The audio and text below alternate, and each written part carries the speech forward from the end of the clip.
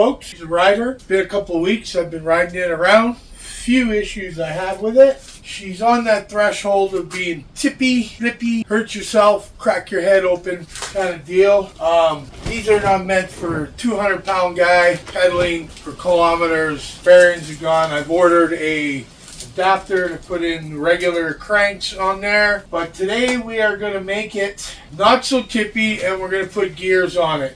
So I thought, well, hang on. So it's a bit tippy. As you can see, we're pretty close parallel to that rear axle. So what I'm going to do is I'm confident this whole triangle will be strong enough to hold all this. So I'm going to cut this off here, get rid of this, but I want gears. And the problem with that is trying to find a 16 tire with 5-speed. Fucking Rosie. Dog shit.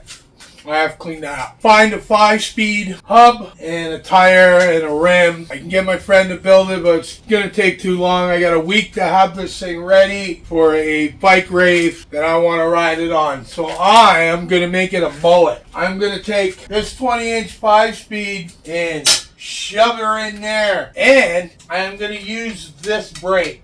So what I'm going to do is once I cut this off, I'm going to take this and I'm going to measure my distance to the brake and I'm going to weld it here. So pitter patter, let's get at her. I've ridden this bike, it rides so nice and I feel I can make it even ride better. Let's get at her.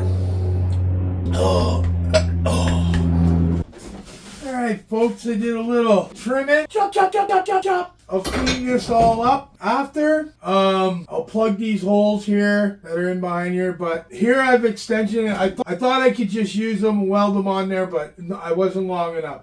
So I'm going to make a pair. But since I'm putting a 5-speed 20-inch on there, this is going to look so funny, but so cool at the same time. I have to spread these dropouts. So there's a proper way of doing that, all right? So proper way is I've cut out this one here so I can spread it apart. So get this off here.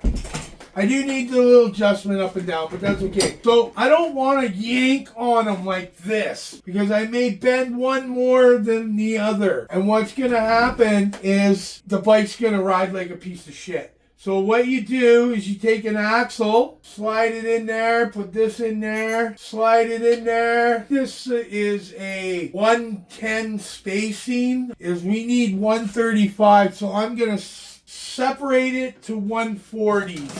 Okay, folks, so what they call this is cold setting. So I'm just going to turn her a little bit here. I'm almost close to it. So I want to go a little bit over 135 because when you release it, it's going to spring back a bit. We're just like close to 140.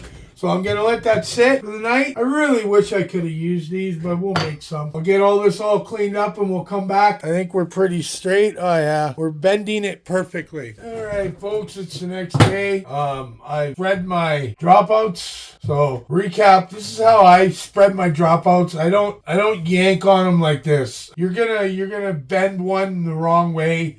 It's not good. The best is just get an axle and just start cranking her out. One like that, and another one like that. I had to go from 110 to 135. So it was quite a bit of a spread, so I needed to cut this off. You can see it looks pretty even, all right? So I wanted to use these dropouts, but they were too short, so I made some new ones. I've drilled some holes here so I can guide it into the original slots of the rear dropouts, and we're going to line everything up right now, and we're going to put the wheel on. That's a 20, it up to a 20 from a 16. So I want to use these original brakes. Once I have my brakes lined up, I'll weld them in place and we're good. We'll have brakes. Just take this off.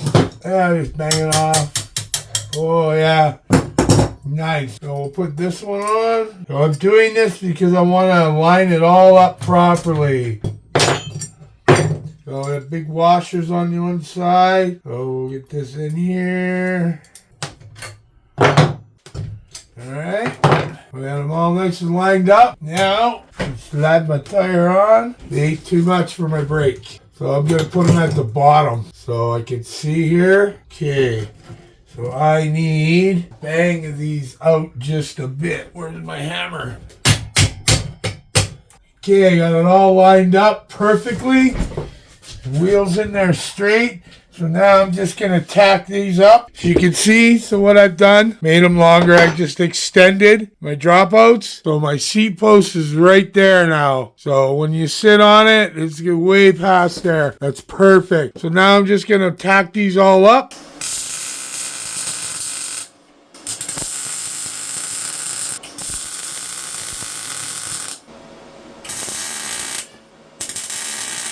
Well, folks, I finished the mini tandem tall, and there she is right there. So I lost the video of me building it, finishing it. I'm going to give you a little rundown on what it's like. It is a really nice bike to ride. So I have painted it green, GM color, little rack on the back, recap, put a bigger rear wheel on it, found some matching cables, not liking the green velcro things. Yeah, she rides really well, shifts really well. 8-speed shifter on it with a 6-speed. Yeah, I got my buddy to tweak it a little bit. 2 clicks down and you got all the gears. So everyone, please like, subscribe to my channel. I really want to grow and get my channel up and going and show people that you can have fun with bikes like that. They're easy to build, they're easy to ride.